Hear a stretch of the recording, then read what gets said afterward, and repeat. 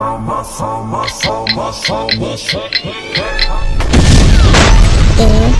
Cartoon YouTube channel.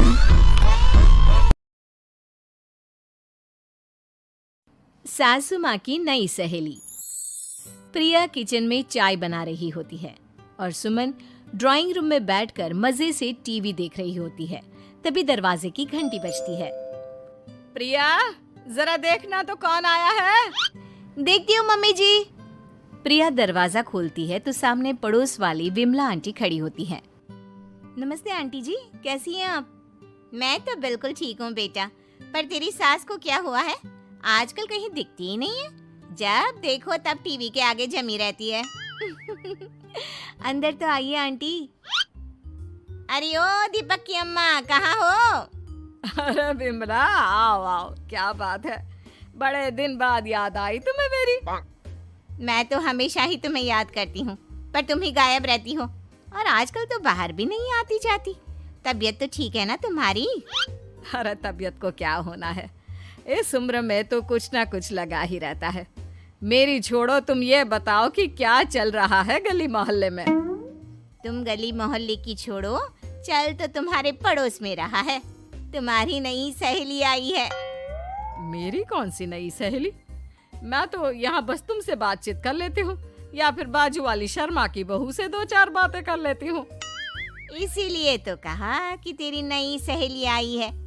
अब कोई पड़ोस में आया है तो बात तो होनी ही है। कम से कम इसी बहाने हमारा भी एक ग्रुप बन जाएगा।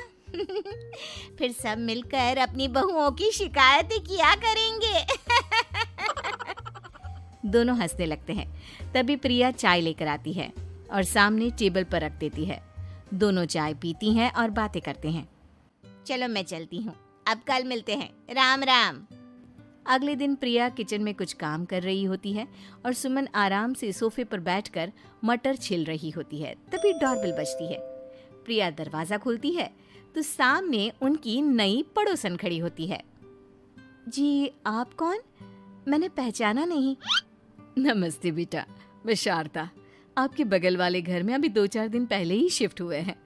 ओह अच्छा अच्छा अच्छा, नमस्ते आंटी, अंदर आइए ना आप। देखिए तो मम्मी जी, आज कौन आया है।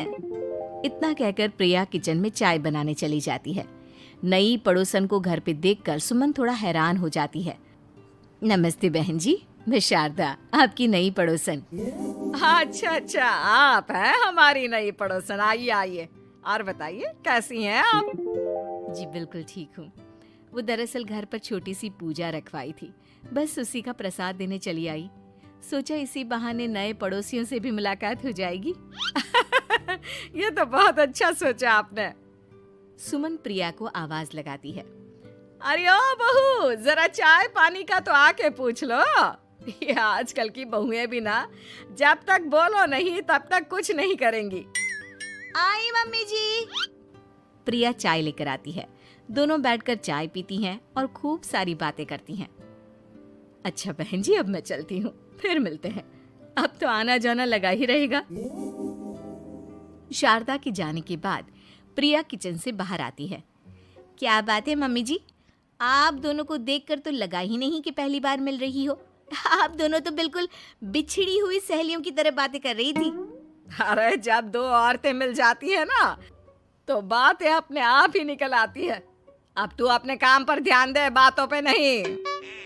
ऐसे ही कुछ दिन बीत जाते हैं। अब सुमन और शारदा अच्छी सहेलियां बन गई होती हैं। दोनों एक साथ मंदिर जाती, मार्केट जाती और कभी कभी तो विमला भी इनके साथ मिलकर खूब हंसी ठिठोली करती। एक शाम तीनों बैठकर सुमन के घर पर चाय पी रही होती हैं कि तभी बहुत तेज बारिश शुरू हो जाती है। सुमन जोर से प्रिया को आवाज लगाती है। प्रिया, ओ प्रिया, देख कितनी तेज बारिश हो रही है। जाके छत से सारे कपड़े ले आ, नहीं तो सब भीग जाएंगे। सुमन 2 बार आवाज लगाती है, लेकिन प्रिया का कोई जवाब नहीं आता। शायद प्रिया कुछ काम कर रही है, इसीलिए कुछ जवाब नहीं दे रही। अरे काहे का काम, आराम फरमा रही होगी महारानी।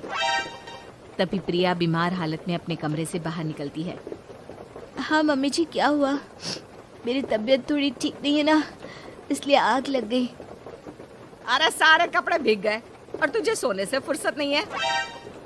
सबके सामने सुमन के मुंह से ऐसी बातें सुनकर प्रिया उदास हो जाती है और छत से कपड़े उतारने चली जाती है।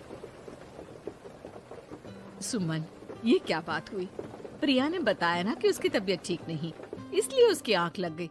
तुम भी ना खामखा उसे सबके सामने सुना दिया। अरे आप नहीं जानती शारदा जी, कुछ बहुएं ना बहुत आलसी होती है, घर का एक काम नहीं करना चाहती। ऐसा नहीं है सुमन, तुम्हारी बहू तो बहुत प्यारी है, तुम्हारी सारी बात भी तो मानती है। हाँ सुमन, तुम प्रिया के बारे में ऐसा क्यों सोचती हो? मेरी भी दो बहुएं हैं, लेकिन मैं उन्हें अपनी बेटियों की तरह रखती हूँ। आखिर वो भी तो किसी की बेटियां ही है ना। और अगर तुम ऐसा ही व्यवहार करोगी तो एक दिन प्रिया भी तुम्हारे साथ ऐसा ही बर्ताव करेगी। शारदा और विमला की बातें सुनकर सुमन की तो बोलती बंद हो जाती है। वहीं प्रिया भी बाहर से सारी बातें सुन रही होती है। अरे मैं कोई उसकी दुश्मन थोड़ी ना हूँ, मैं भी उसकी माँ हूँ, लेकिन कभी कभी सास बनना पड़ता है, नहीं तो बहुएं हाथ से निकल जाती है। देखो सुमन, ये सब सोच का फर्क है। अगर तुम ये सोचोगी तो कभी प्रिया को अपनी बेटी नहीं बना पाओगी। इतना कहकर शारदा और विमला वहां से चली जाती हैं और सुमन अकेले बैठकर उनकी बातें सोचने लगती है। अगले दिन प्रिया और दीपक अपने कमरे में बैठकर बात कर रहे होते हैं और सुमन उनके कमरे के बाहर कुछ काम कर रही होती है और उन दोनों की बातें सुन लेती है। दीपक, तुम्हें पता है हमारे पड़ोस में जो शारदा आंटी है ना, बहुत अच्छी हैं। अच्छा, ऐसा क्या हो गया जो तुम्हें वो इतनी अच्छी लगने लग गई? कुछ खास नहीं, बस कल जब मम्मी जी मुझे सबके सामने सुना रही थी तो शारदा आंटी ने मेरा साथ दिया। मैं तो सच में हैरान ही रह गई थी जब उन्होंने मम्मी जी को मुझसे ऐसा बर्ताव करने के लिए मना किया। अच्छा, फिर क्या हुआ? होना क्या था, शारदा आंटी तो मम्मी जी को समझा ही रही थी कि बहू को भी बेटी की तरह ही रखना चाहिए, लेकिन मम्मी जी तो मम्मी जी है ना, उन्हें तो मुझ में हमेशा कमी ही दिखती है। काश मुझे भी शारदा आंटी जैसी सास मिली होती जो मुझे भी अपनी बेटी जैसी समझती। सुमन ये सब सुनकर बहुत उदास हो जाती है और वहां से चली जाती है। प्रिया की बातें सुमन के कानों में बार बार गूंज रही थी। उसे बहुत शर्मिंदगी महसूस हो रही थी कि उसने प्रिया के साथ बहुत गलत किया है। अगले दिन सुमन शारदा और विमला को बुलाती है। क्या बात है सुमन, आज तूने ऐसे अचानक क्यों बुलाया? सब ठीक तो है ना?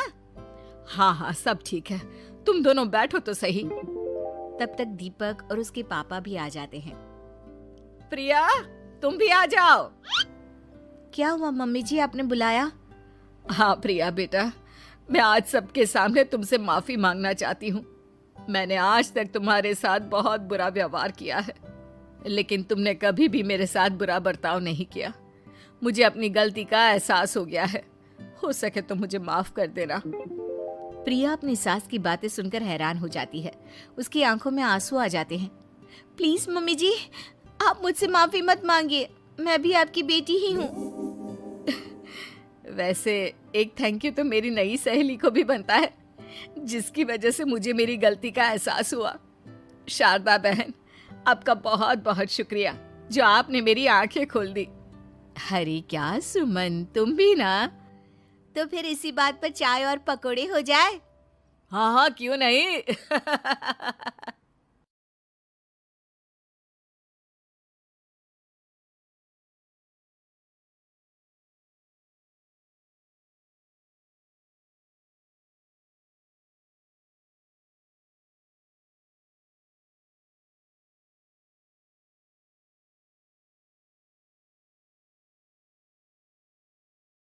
सास, माँ, बहू और बेटी। नहीं नहीं, ये कहानी इन सारे के सारे रिश्तों की नहीं, बल्कि दो रिश्तों में ही सभी रिश्तों के होने की है। अरे बहू, मेरे और तेरे ससुर जी की रोटी मत बनाना, मैं बना लूंगी, दिन तक ठंडी हो जाती है। बहू जो कि एक वर्किंग लेडी थी। नहीं नहीं माँ जी, मैं अच्छे से कपड़े में लपेट देती हूँ ना, आप क्यों मेहनत करेंगी, माइक्रोवेव में गर्म कर लेना। अरे नहीं बहू, मेहनत मत कर, वैसे भी ऑफिस में कम मेहनत होती है क्या, जा रहने दे। लेकिन बहू मानती नहीं, वो सास ससुर की रोटी बनाकर ही जाती है। दोपहर में खाने के वक्त ससुर जी कहते हैं, अरे बहू को रोटी बनाने के लिए क्यों मना कर दिया, क्या हो गया, ठंडा ही तो खाते आए हम लोग हमेशा से। अरे वो क्या है ना, सुबह ऑफिस जाती है, घर का सारा काम करने में वक्त लग जाता है।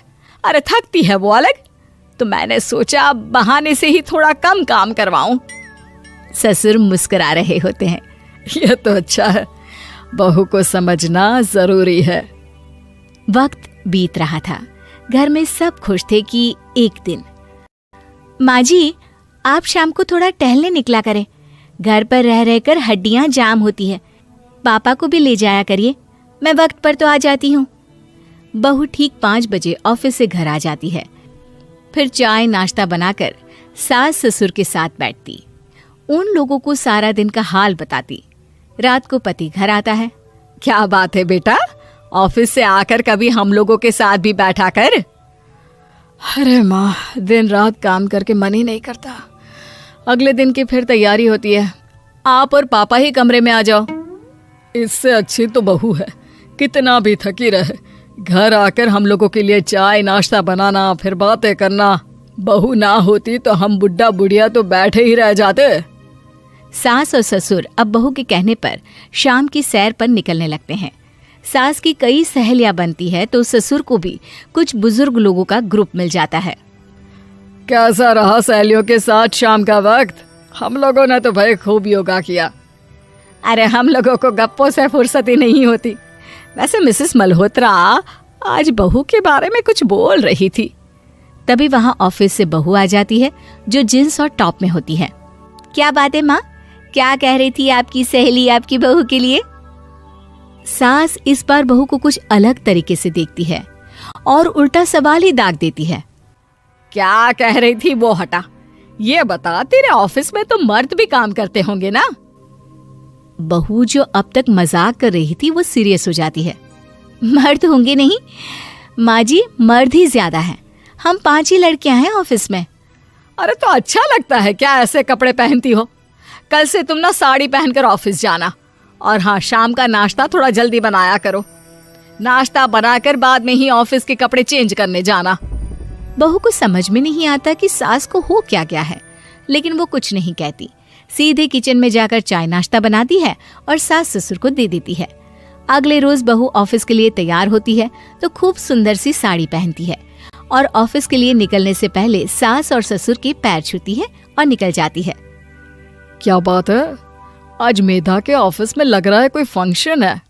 अच्छा, पता नहीं, मुझे तो बताया नहीं। वैसे तो सारी बात करती रहती है। अरे देखा नहीं कैसे साड़ी पहनकर जा रही थी? अरे वो तो मैंने ही बोला है उसे। अरे अच्छा लगता है क्या रोज रोज ऐसे सूट या जींस में जाना? बहू हो, बहू बनकर रहो। और आप भी ना मेधा मेधा मत किया करिए, बहू बोला करिए। सर पर चढ़ जाएगी तो दिक्कत हो जाएगी। सास अब बहू को बहू जैसा रखने लगती है। हर बात पर रोका टोकी, हर बात पर ताने। क्या बात है, आजकल लेट आ रही हो ऑफिस से? अरे चाय के लिए भी देर हो जाती है। हम लोग फिर पार्क में भी देर से पहुंचते हैं। सभी की बहुएं वक्त से चाय नाश्ता करा देती है अपने सास ससुर को। बस एक तू ही है जो उस वक्त ऑफिस से निकलती है। माँ जी, वो एक रास्ता पुलिस वालों ने न जाने क्यों बंद कर रखा है, जिसके कारण ट्रैफिक ज्यादा हो जाता है। मैं कोशिश करूंगी कल वक्त से पहले ही निकल जाऊं। ससुर देख रहे होते हैं कि बहू अब परेशान सी रहने लगी है। एक रोज, मेधा, बेटी मेधा। जी पिताजी। बेटा देख जरा कौन सी टी शर्ट अच्छी लग रही है। वो क्या है ना, शाम को सब बदल बदल कर टी शर्ट पहनते हैं। मैं भी सोच रहा हूँ कि आज कुछ अच्छा सा पहन कर जाऊं। हाँ पिताजी, ये सही है। ये लाल वाली ना बहुत जचेगी आप पर। मेरे पापा पर भी डार्क रंग बहुत जचता है। क्या चल रहा है? अरे ससुर के सामने घूंघट तो छोड़ो, ऊपर से रंग बताया जा रहा है टी शर्ट का। अरे बहू, कोई संस्कार दिए नहीं है क्या तेरी माँ ने? बहू इस बार बहुत निराश हो जाती है। वो वहां से तुरंत अपने कमरे में चली जाती है। अब बहू घर का सारा काम करती, ऑफिस जाती, लेकिन साड़ी और सर पर पल्ला लेकर। एक बार पड़ोसन उनके घर आती है। वाह सुमित्रा बहन, बहू का तो रूप ही बदल दिया। ठीक किया, बहू बहू जैसी ही अच्छी लगती है। अच्छा चलती हूँ मैं। पड़ोसन के जाने के बाद सास बड़ी अकड़ के साथ कहती है, देखा मेरा कमाल, कैसे मैंने मेधा बहू को कंट्रोल में कर लिया। अब बारी ससुर के बोलने की थी। हाँ सुमित्रा, बिल्कुल ये काम तो किया है तुमने, लेकिन कभी सोचा क्या खो दिया? क्या खो दिया? मैंने तो कुछ नहीं खोया जी। खोया है। पहले बहू जब ऑफिस जाती तुम्हारे पैर छूकर तुम्हें गले लगाती, लेकिन अब सिर्फ पैर छूती है। हाँ जी, ये बात तो आप ठीक बोल रहे हैं। पहले घंटों हम लोगों से बात करती, कमरे में ना जाती, ऑफिस से आते ही खुद की चाय, खाना, नाश्ता सब हम लोगों के साथ करती, सारी बात बताती। लेकिन क्या तुम्हें पता है, बहू की तबीयत खराब चल रही है, वो माँ बनने वाली है। ये बात मुझे बेटे ने बताई कि तुम्हें बता दूं। अब सास की आंख में आंसू थे। वो समझ गई थी कि लोगों के कहने में आकर उसने क्या खो दिया। शाम को बहू घर आती है तो माँ किचन में पकोड़े तल रही होती है। अरे माँ जी, आप रहने दीजिए ना, मैं आ तो रही थी। अरे नहीं, जा तू चेंज कर ले, मैं नाश्ता और चाय टेबल पर ही लगा रही हूँ मेधा। सास के मुंह से अपना नाम सुनकर बहू को बहुत अच्छा लगता है। माँ जी, कोई गलती हो गई है क्या? मेरे होते हुए आप काम करें, ये ठीक नहीं है। संस्कारी और समझदार बहू सास को माँ समझती है, लेकिन सास की बेवकूफ़ी उसे सास ही बनाकर रखती है। बहू, मुझे भी थोड़े संस्कार और समझदार बनने का मौका दे, जिससे मैं भी बहू नहीं बेटी को देखूं तुझ में। और हाँ, मेरा होने वाला पोता क्या कहेगा कि दादी ने तो मेरी माँ को बहुत परेशान किया। बहू सास को गले लगा लेती है। नहीं माँ जी, वो कहेगा कि माँ को तो दादी ने बेटी बनाकर रखा है।